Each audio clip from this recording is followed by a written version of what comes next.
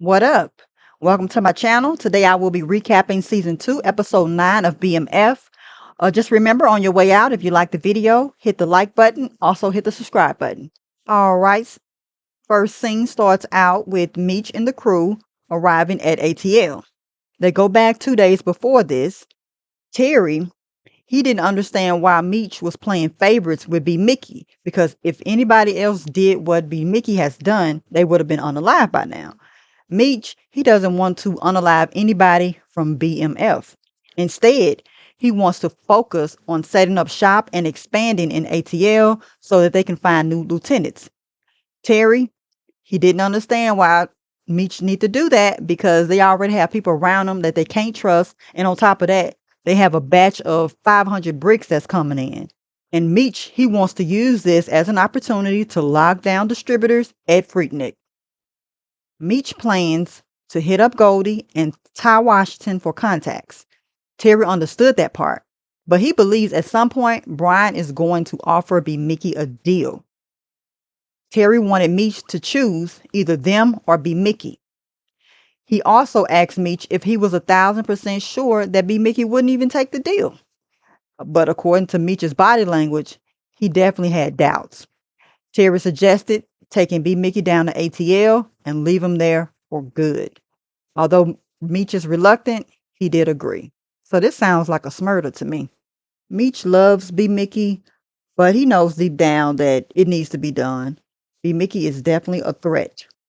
Bryant called Meech to ask if it was his idea or B. Mickey's idea to break into his house and lay hands on his son. At first, Meech told him that he had the wrong number. Bryant told Meech that the department has a saying, do unto others till they can't do no more. Meech then returned with what the streets say, and he said, go F yourself. From experience, B. Mickey knows that Bryant won't quit bothering them. Meech assured B. Mickey he had his back. B. Mickey was open to the idea of living in ATL, especially after Kato and his mom passed. Meech didn't think it was a bad idea for B. Mickey to have his own territory. My quick thought on that is, I'm just wondering if Meech, he's laying it on thick, but I'm just wondering if he's just trying not to seem suspicious, or is he really serious about B. Mickey living in ATL, having his own territory? Anyway, old Terry has a saying, giving aid to one's enemies is treason, the highest crime in the nation, and in the drug game, punishable by death. So back to the story, this scene ends with Terry looking at B. Mickey while he's driving a car, and Terry wants him gone so bad. And I mean like unalive, gone. Don't stop. All right, next scene. It's Freaknik time.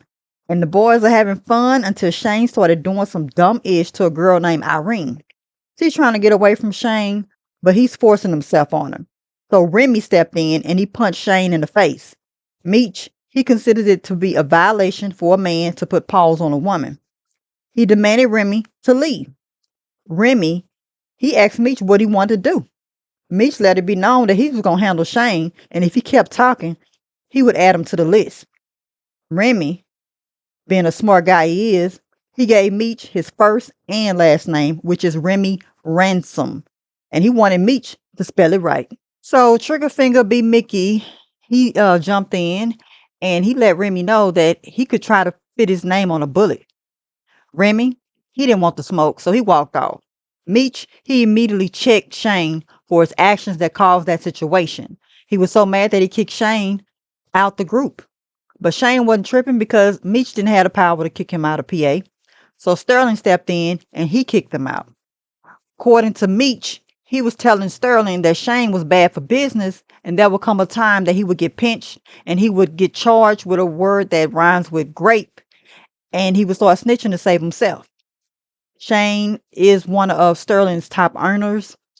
B. Mickey, he did hear that conversation, and I'm sure that is floating around in his mind. All right, next scene. Detective Bryant has a new safe in his closet, and he placed B. Mickey's weapon in there. Kevin, he believes that Marcus broke into the house, and he's really scared to go back to school. Detective Bryant, he didn't believe that it was Marcus that did it because he didn't think Marcus was dumb enough to break into a cop's house. And he also claimed that he don't have any knowledge of who broke into the house. So Bryant, He thought that by changing the locks and uh, putting bars on the windows, that would add layers of protection to make Kevin feel safe. But then Kevin noticed that there was a new safe in the closet, but Brian, he closed the door. Brian, he didn't want Kevin to let Marcus have power over him, and he reminded him that superheroes always get the bad guy. Just like the character that he created, Bruiser, and which that character lives to fight another day. Quick thought about this scene. What I've been observing from Detective Brian is that he likes to hold a lot of secrets, and he will lie to keep them a secret. But I also think that he doesn't want Kevin to know that it's really his fault why B. Mickey entered into the house in the first place. All right, next scene. So Alvin's outside enjoying his favorite TV show when Lamar interrupts him about Meech blackballing him. Alvin, he really doesn't care about Lamar's situation, and then he sort of talk about how funny the TV show he was watching was. Lamar, he ignored that. So Alvin, he tried to set some boundaries by telling him that it was his favorite show and how important it was to him that he watches it. But Lamar, being the selfish ninja that he is, still didn't care. He was talking about his problems with him struggling unloading the bricks and that people stopped paying him his taxes. So Alvin is irritated now. He said something is better than nothing because Alvin, he hadn't received any rent money or cremation fees for Blackie's stanky ass. Lamar, he don't have any intentions on paying Alvin. Alvin said he just wanted to watch the show in peace. But Lamar, being the bitch that he is, he threw Alvin's TV on the ground and he broke it. Alvin is mad now. So Lamar, he dared him to say anything. I am so over Lamar. I repeat, I am so over Lamar. I mean, he's selfish, he's greedy, he's a bully, he's a lazy thug. I mean, he don't even know how to get out in the streets and work hard and get his own. He feels like he can just take from everybody and that he's owed something that he's not. He's entitled. I guess that would be the better word. He's entitled. So I'm just wondering, when is the light bulb going to come on for Alvin? When have you had enough? I mean, you need to go ahead and get with Meech so you can set him up so that we can get Lamar up out of here. I mean, Alvin can't even be in his own home, eat his own food. He can't watch TV without Lamar acting like he owns the place. Lamar is basically saying, it's his way or the highway. Get your own place. He has Lamar taxes. He got every nigga chain on in the hood. And you telling me he can't afford an apartment? All right, next scene. Detective David Dublin, aka 3D, introduced himself to Jen and inquired about Brian's whereabouts. Since Brian wasn't at his desk, Jen said that it was okay for him to leave Kevin with her. Kevin started speaking to Jen and told her that he suspected that Marcus, his bully, broke into their home, so he no longer felt safe at school, so he left. Jen then questioned Kevin about what he heard, what he saw during the break-in, and if anything was taken. Kevin told her what happened, and Bryant put more locks on the doors, and he bought a new safe. When Bryant got back to his desk, Kevin informed him that he didn't feel safe at home or school and he wanted to go live with his mama. Bryant didn't want Kevin running away from his problems. Kevin questioned why his dad wouldn't protect him. So Brian agreed to call his mama. All right, next scene. So Lamar showed up with flowers that he probably stole for Monique. He has opened up a college fund of $30,000 for Zoe. Monique is shocked by this, and Lamar also had a ring for her with no near future plans of marriage. The ring actually symbolized that he would be the best version of himself.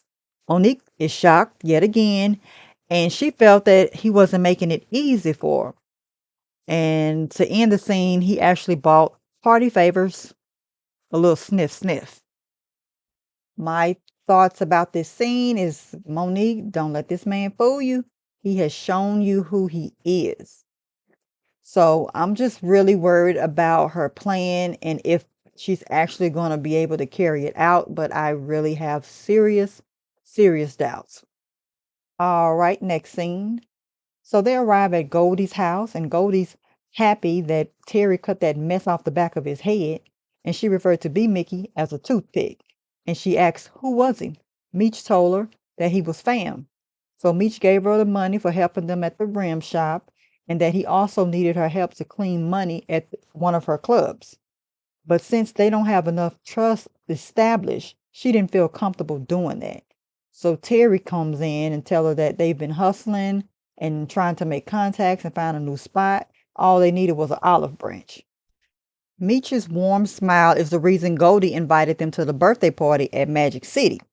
She promised to introduce him to some people, one of them including a lady named Stephanie. Stephanie, she used to dance for her, and she is one of the biggest realtors in Atlanta. So after B. Mickey, young silly ass made the dumb comment about the stripper success school and Goldie checked him, Meech went to the restroom. So I just had a quick thought. I'm just thinking maybe he's being a dick because, his mom passed and he's just grieving. Maybe. All right, next scene. Jean felt bad about Brian's situation with Kevin and expressed that to him. Kevin was picked up by his mom and he's now living with her. According to Brian, Kevin's just not built like him. Uh, Jean, she brought up the fact that she spoke with Kevin and he mentioned the break in and that his dad believed that it was his bully Marcus. My quick thought about this scene, either Jen didn't have her info correct that she received from Kevin, or she is low key testing Brian to see if he comes clean. My guess would be the latter. So in the previous scene, Brian said that he didn't believe Marcus would be stupid enough to break into a cop's house. So that's interesting. Anyway, back to the story. Brian confirmed that Marcus is Kevin's bully at school and he just won't leave him alone. Since nothing was taken from the house and Marcus was only trying to scare Kevin, Brian is not filing a police report and he opted to handle it himself. So Jen, she offered her services to go over to Marcus's house with him, but Brian declined. Jen, she thought it was for the best since guards breathing down their backs about everything. So Bryant, he then asked her, has she had any updates regarding the DEA's office on the K9 investigation? But there aren't any updates. And she said that she would look into it and while he basically handles the bullying situation. Another quick thought of mine. I already know what time it is. Jen is plotting. She plotting. She always feels like she needs to know everything about Brian, especially when she feel like he lying. I just mind your business, girl. Just mind your business. That's all. All right. So Meech was leaving out of the restroom, and when he saw Sandra on the floor asking for help, Goldie she pushed Meech out of the way and she closed the door. Goldie was asking her why she was trying to get out of bed. And because she's withering away, she's unable to take care of herself. She's tired of being in the bed. And she just decided that she was going to throw herself out of the window. She's in pain every day, so she prays to die every day. Goldie, she didn't like that she was talking like that, and she wanted her to hold on because doctors are going to find a cure. Quick thought. I was hoping that we would find out why Goldie told the man at the club to go home and hug his daughters and tell them that sisters gotta always have each other's back. So this is exactly what that is. She has her sister's back. All right, next scene. They arrive at Fine Ass Ty Washington's family home. The other home was a stash house. Anyway, Meech gave Ty his money back that he fronted him plus extra. Since they have a Colombian plug, they wanted to set up shop in Atlanta. Ty thought that this would interfere with business. Meech's interest in Atlanta is I-75 because Miami always moves product on that highway and Atlanta is the first hub and it has freeways that go across the country. Atlanta is the best place to do business and all they need is help finding locals for stash houses, dips, and fronts. Since they are friends, Ty no longer had an issue with them doing business there. Terry has a request for Ty in finding an exterminator. Meech needed everything to run smoothly so that no bullets would be left behind. Ty said he had somebody that could do it for him. Then he introduced them to his wife, Deanna. Since Ty views them like family, they stayed for dinner. All right, next scene. Charles heard a knock at the door, but before he could open the door, Lucille said, I got this. My quick thought is Charles is looking like, what the hell going on? Like, what you dressed up for? Anyway, so it's Pastor Swift who's at the door with his ugly wig on, dressed to impress, waiting to take Lucille out for dinner. So Charles, he wanted to know what time she was coming home. And Lucille, she said that she is grown and she don't have no curfew. And she told him, night night. My quick thoughts on this is Lucia probably, and I just want to rub it in his face. Lucia probably ain't got no drawers on, Charles. How you love that? Anyway, Charles's facial expression showed that, he wasn't happy about it and he really wasn't expecting that from Lucille. Of course, he can't say nothing about it because he already in the doghouse for cheating anyway, so he can't do nothing but hush. But my questions are, I mean, is Charles gonna go out and find him another bee, or is Pat? And I'm trying to figure out is Pastor married or is he divorced again? All right, next scene. So Charles was thankful that Nicole prepared dinner for the two of them.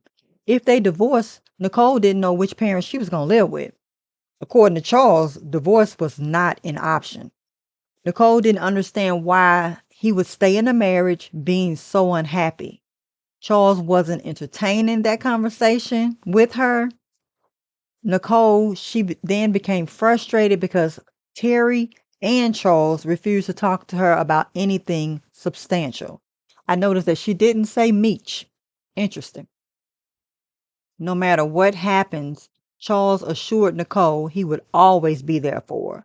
Because of Charles and Terry's behavior, Nicole doesn't even want to get married or have children. My thoughts on this scene, they are really failing Nicole. Charles and Terry's negative behavior towards women in their lives have really affected Nicole's perspective on men. And I think this would possibly affect her into her adulthood while she's dating. Maybe they think that she's too immature for grown folk talk. That's a possibility. I mean, I think Nicole is smarter than they give her credit. I think they need to have more conversations with her. I bet she has lots of questions and feelings about what's going on in the family that likes to either know or to express. These kids, they feel things even when they don't quite understand the feelings that they're feeling. All right, next scene. Lucille feels forsaken by God. She's mad that she's not making a whole lot of money, and the money that they are making, Charles is blowing it on Tussie Cat down to the motel. Pastor Swift and many others struggle with temptation of the flesh. Smyrna would be the case that they gave Lucille if she ever found out who Charles was messing with. Pastor, he joked with Lucille about having a wicked side to her. While he was trying to comfort her, I think Pastor told her that God would never said that she wouldn't have problems, but he would be there for her through them. Lucille went on and on about, how her sons and her husband have broken her heart, and being the man who is weak in the flesh, which is a powerful thing, is what Pastor just said, right? He took this as an opportunity to place his hand on her lap and tell her that he has her covered. So she removed his hand from her leg and she let him know she didn't need to be covered. She needed to be counseled. So Pastor, he didn't skip a beat. He just said, Amen, sister. Praise God. My thoughts on this scene, Pastor, you ain't shit. He is so trifling, trying to drop some dick off in Miss Lucille when she's vulnerable. Lucille, she may be feeling weak, but she ain't that weak, nickel. Anyway, he immediately informed the waiter that the checks need to be separate. Straight in half is what he said. So anyway, I do have this clip about Pastor being cheap from last season. Just look at it real quick. But I do have a church to protect.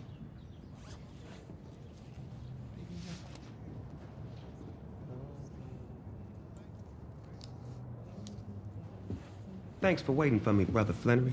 Only got $5 on. Back to my thoughts. Pastor is just cheap. He know he got some money to do that. And if he didn't have the money, he could have at least told her he would they would go out to eat and she would be responsible for her portion of the meal. Or he could have just treated her to something to eat. Like, damn. I mean, I'm wondering, is Lucille now disappointed in Pastor since doing this little trick on him? And does she still hold him in high regard as she previously has? All right, next scene. Since Kevin's gone, Jen decided to, air quote, hang out with Brian. She got her hair down, she got her shirt tied, and Mama got them heels on.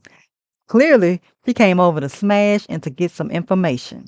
Before Jen could sit her ass down on the couch, she immediately asked him about Kevin's bully or how things went. She wanted an update. And Brian said that he took care of business. So I knew then she knew he was lying. Although she said that kissing was a one-time deal, Jen, she kissed him again, and then she put that Asian sweet and sour puss on Daddy. My thoughts on this scene. Jen, you ain't slick, girl. I knew what she was up to when she sashayed her ass in that house. The ladies, her nosy level is at an all-time high, child. I don't know if this investigation is more about her finding out what Brian's doing, or is it about Kevin since she only met the dude one time, so she can't care that much, right? Anyway. All right, next scene. So the two of them are doing the drugs, and Lamar is complaining about his colostomy bag.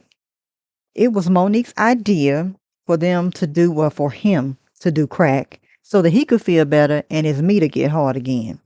But Lamar, he says he don't F with crack like that. So she's rubbing his thing, trying to get him in the mood. And then Monique, she pulled out a pipe. But Lamar, he said that since she was a lady, she need to do it first. So they kissing, and then he just grabbed her out of nowhere, right? And Lamar, he said that basically he had doubts about her true intentions, and he just suspected that she was trying to play him. Monique said Lamar's tripping, and she told him to let her go. He asked her why she was stalling, and she said that basically the crack was for him to feel better. It wasn't for her. So, but Lamar, being demanding and the bully that he is, he gave her the pipe. He told her, hit it. And he said that he was going to light it. Monique, she's scared now. A quick thought of mine. I'm wondering, did Monique think that she was going to die at this particular moment? Anyway, so she hit the pipe. She couldn't stop coughing. Lamar, he's kissing on her. Then out of nowhere, he started choking her. So he told her that he always felt that Meech used her to set him up and that he couldn't trust her no more. Monique, she got in a couple of licks and she even hit him with Blackie's urn. Lamar, he's still going on about how Meech convinced her to betray him. He's still choking her out. And he felt betrayed by Meech and Monique. I'll tell you one thing. How this dude turned himself into this victim. But anyway, so he's choking her out. And he told her that not only did she betray the family, but this also includes Zoe. And he asked her what she was thinking. Of course, she's being choked out, so she couldn't answer the question. And he choked her till she passed away. All right, so I have some thoughts about this scene. If any of you crackies or former crackies, know the answer to this question, that is great. Please put it down in the comment section. So when Monique was hitting that pipe and she started coughing, is that normal practice for smoking crack or was it laced with something? I don't know. But I do think that the crack might have been confirmation that Monique had been playing him all alone. And he also probably thought about, out of nowhere, she wants to work things out with him and be a family and that he's Zoe's real father, as he always suspected. I don't know, but Lamar, he is definitely, I knew he was going to be smart enough not to fall for her tricks, at least for not for a long period of time. But he's the only one that moves around in this whole series like he has enemies and he needs to watch his back. I was really hoping that because how passionate he was about kids being with their mothers, because of how he was when he was a child, I thought that he would see a photo of Zoe and change his mind. But I was kind of disappointed that he actually went through with it, knowing that he loves Zoe so much. Why would you take something from her that would actually break her heart? I don't ever think that he would have a good relationship with Zoe going forward. I think that she knows that he's probably done something or did something to her mother because Lamar's hatred for Meech is so strong. That's why he wants to unalive anybody who he feels has teamed up with, so what they call the ops. You know, that was the reason why he did that to Nito, Tiny, and now Monique. So I'm just wondering if Meech is going to be a full-time daddy now, or will the kids continue to stay with Monique's mother? But anyway, R.I.P. Monique. All right, next scene. Jen's true reason for coming over was to snoop around Detective Brian's house looking for clues while he was asleep. And just a quick thought. I mean, I assume she wants to know what he's hiding, especially since she knows that he has a new safe. Back to the story. She opened the closet and cut on the light. Guh. Rule 101. Never cut on the light while you're snooping. Use a flashlight, boo. Rookie move. Anyway, she found B. Mickey's wristband and she put it in her underwear after Brian asked her if she found what she was looking for. Jen, she lied and acted like she was looking for a blanket. She grabbed the blanket and she got back in the bed to let Daddy warm her up. So my quick thought is the way Brian looked at her when she lay down in the bed back with him, he knew something was up. And I don't know if he's just gonna be more careful with what he does around her or if he can trust her. All right, next scene. With all the money that Ty is making, Meech didn't understand why Ty was wearing a fake chain. Come to find out, Ty's son gave it to him and he never takes it off. Ty, he values family life over hustling. Meech then wanted Ty to join them at the strip club. Ty's wife, Deanna, thought that Meech was a bad influence. He asked his wife, could he go since he hasn't been in a minute? So after Meech promised that he would bring Ty back before the sun comes up, Deanna agreed. So my just a quick thought. I really think that Ty is a pretty good dude. All right, next scene. So Alvin didn't know why Lamar called him over to Monique's house. He'd rather be at the store buying a new TV. Anyway, he soon discovered that Monique was murdered by Lamar because she betrayed him by working with Meech. Alvin brought up a point that Lamar's so hell-bent on revenge that he murdered the only bee that loved him. Lamar got mad at Alvin for calling Monique a bee. Dude, you just murdered the girl. Anyway, Lamar, he also forgot that he called her B while he was murdering her. But I guess that's not a point. Anyway, Lamar is panicking. The phone rung and Alvin advised him not to answer it. But being the nut that Lamar is, he answered it anyway. And it's Zoe on the phone wanting to speak to her mom. Lamar lied about her being in the shower. So Zoe left word for Monique to call her back. Lamar told her that he loved her, but she hung up the phone in his face. Alvin wanted Lamar to get the body so that he could cremate Monique. My thoughts on this scene, now I think about it, Alvin has really become Lamar's accomplice. I don't know if this would ever happen, but I'm wondering if it did. If Alvin got caught up in something, would he snitch on Lamar or would he be too scared to snitch? Good question. Anyway, as soon as Lamar feels betrayed by people, he gets rid of them. So I'm hoping that Alvin's not next. Alvin has been real mouthy too. But at this particular time, I think that he has definitely earned his death. Lamar, it's your time. It's your season. You got to go. And I hope they make this happen on episode 10 because getting locked up just won't do. All right, next scene. Jen learned that Vernell Mickey was transferred to another healthcare facility requested by Detective Bryant. She requested that the paperwork be faxed to her. Then Detective Bryant comes over and told her that he noticed that his secret lover had left early, but she tried to play it off like they agreed to keep things private. So Brian, he said he wasn't complaining and that he preferred it. She called him an a-hole. Quick thought of mine, by the look on Jen's face, I don't think that she liked that, found that comment to be funny.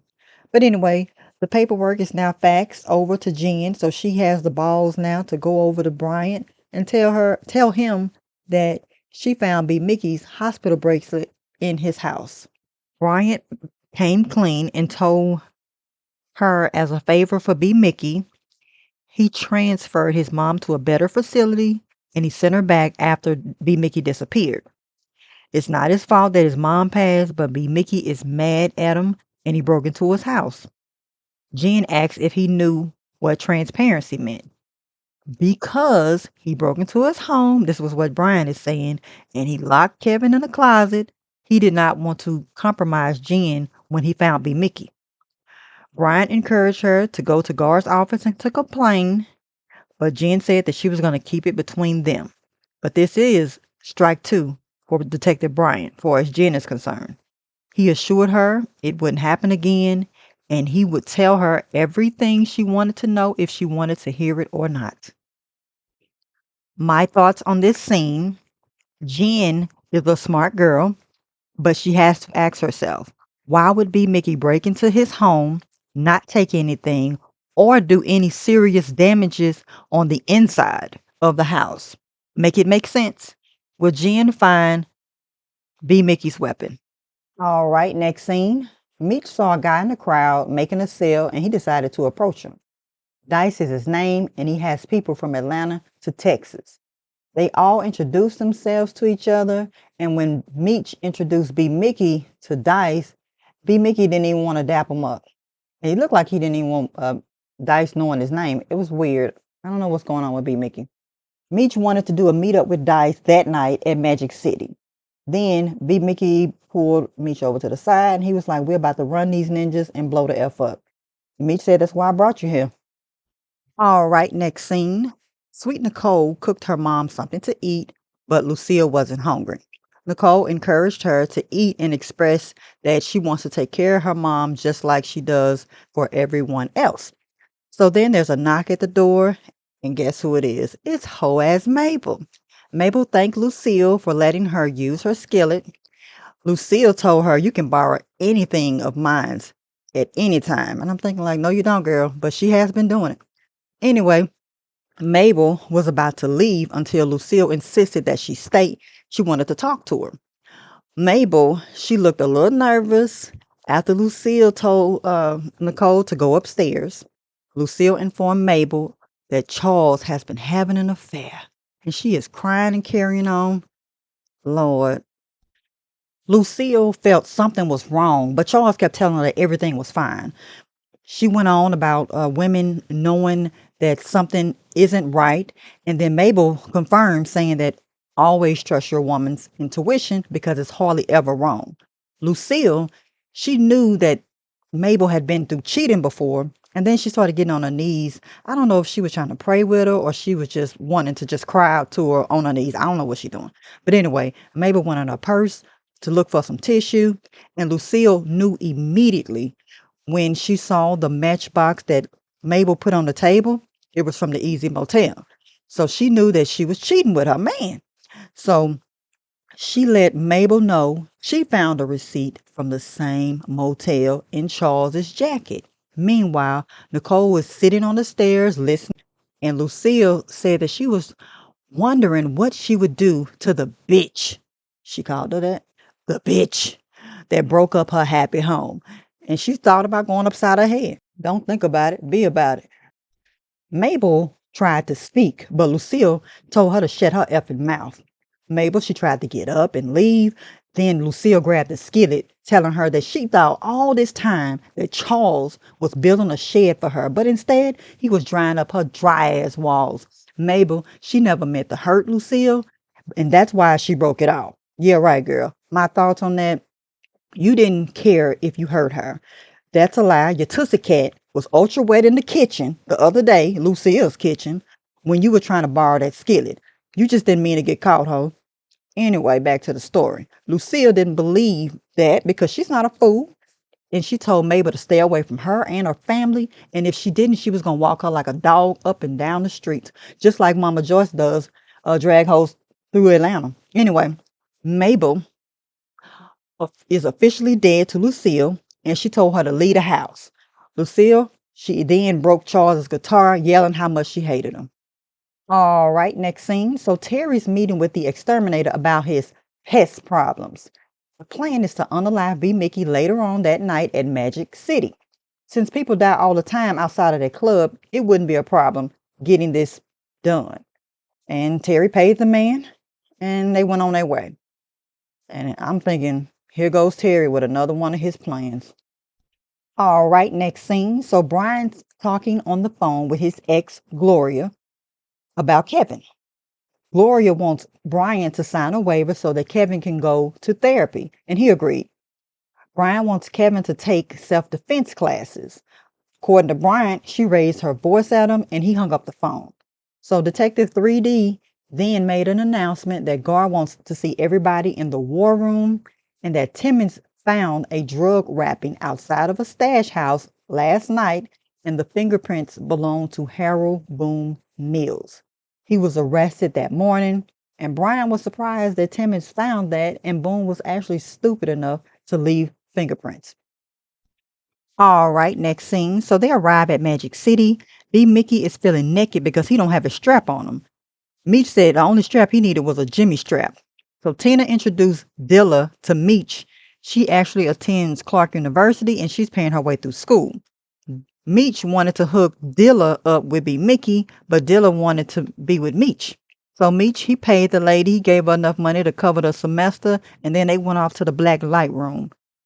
B. Mickey then noticed that Terry was talking to a guy he didn't know, and he seemed like he was suspicious. So I think that B. Mickey knows that something is up and probably feeling like him not having his strap on him was a setup.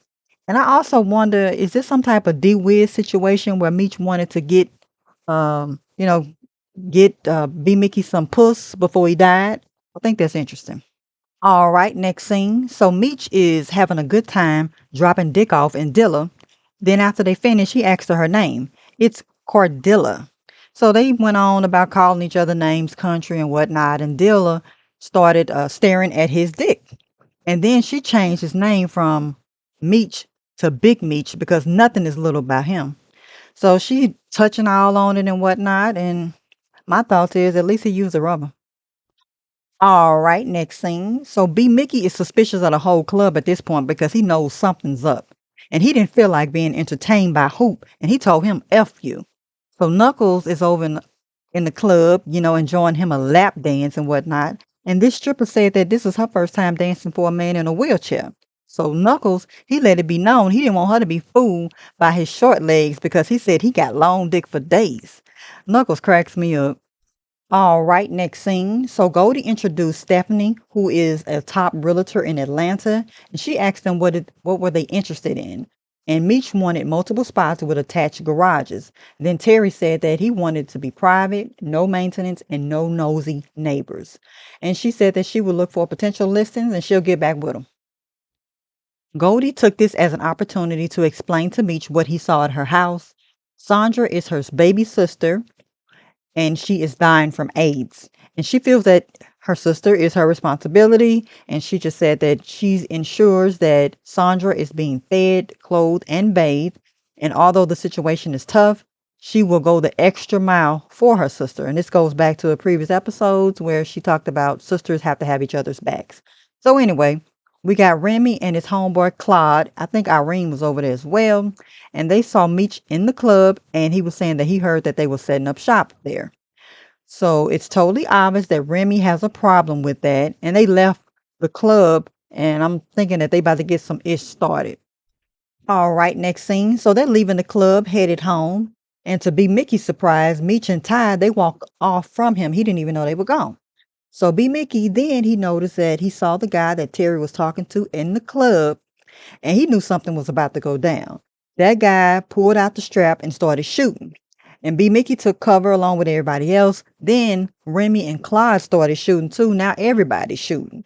So after the shooting, Meech wanted to check on Terry to make sure he was good, which he was, and he wanted to know where Ty Washington was. Terry found him on the ground, shot and dying.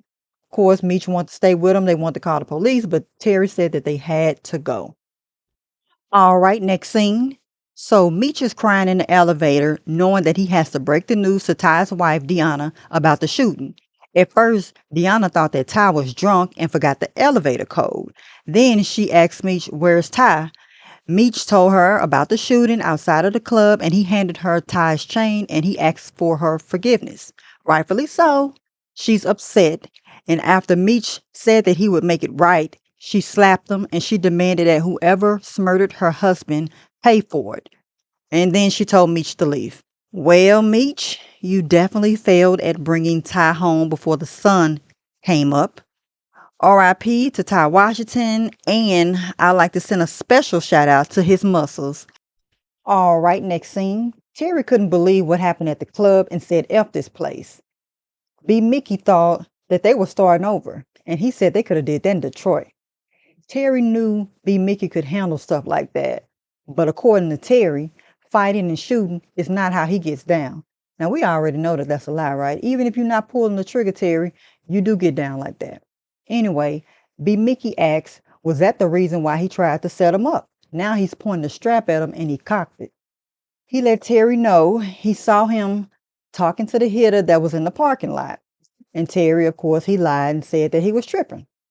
B. Mickey knew they were trying to unalive him. By this time, B. Mickey's over Terry and Meech and said, "F him." And little did he know that Meech had the strap pointed at him and he told him to put it down and he wasn't going to repeat himself. B. Mickey said everything that he did it for Meech. Meech is confused by this though. So B. Mickey went down the list saying what he has done, which is lied for him and murder for him, and he would actually die for him now. Meanwhile, Terry's telling Meech to shoot B. Mickey. Meech said he wasn't going to do that because he's not going to lose another brother. Terry's disappointed by this. Since they all started together, Meech wanted them to end that way. The new plan is to go directly at Detective Bryant, who's been trying to tear them apart since the beginning. Markeisha called Terry to let him know that Boom got arrested. Meech is happy to hear this news until he learned that Brian has sex pics of Terry and Markeisha. Terry knew if Boom saw those pics, something bad would follow. My thoughts on this scene: B. Mickey lives to see another day. I remember when B. Mickey told Detective Bryant that he was done with Meech and he planned to go his own way. I wonder, would B. Mickey work together on the plan to go with Detective Bryant, since that is their common interest? Then he would go his separate ways, since he knows that they're plotting against him. Because if I were B. Mickey, I would never trust Meech the same. I'm not saying that B. Mickey is innocent. I also think that Meech should be side-eyeing B. Mickey as well. I just think that the trust is gone. It should be anyway, or it's questionable. All right, next scene. Bryant's manipulation tactic worked by using the sexy time photos of Terry and Markeisha. Boom snitched on Meech and Terry by informing them that they took K9's Colombian Connect. Bryant wanted to form a plan to get around Special Agent Tracy Chambers and the DEA so that they could talk to K9's witnesses. Jen hoped to turn one of K9 witnesses so that in turn K9 would snitch on Meech and Terry and also the Connect. My thoughts regarding this scene: I don't see K9 snitching. I think he gonna lay down. All right, so the conclusion of the episode is over Terry. And the narrative goes, the strength of a family, like the strength of an army, lies in its loyalty to each other. But we were so busy fighting each other to see our enemies were actually closing in on us. My final thoughts: this reminds me of Big Terry saying this at the beginning of the season, that the police are separating them from the pack. Communication was definitely lacking, as well as trust. Speaking of that, I hope we find out more about Hoop and Dink and what they've been up to, especially Hoop, since the police now has him on their radar. Thank you for watching my video. I hope you enjoyed it and found it useful in some way. Please hit the like and subscribe buttons and turn on your notification for future uploads. Until the next video, see you when I see you.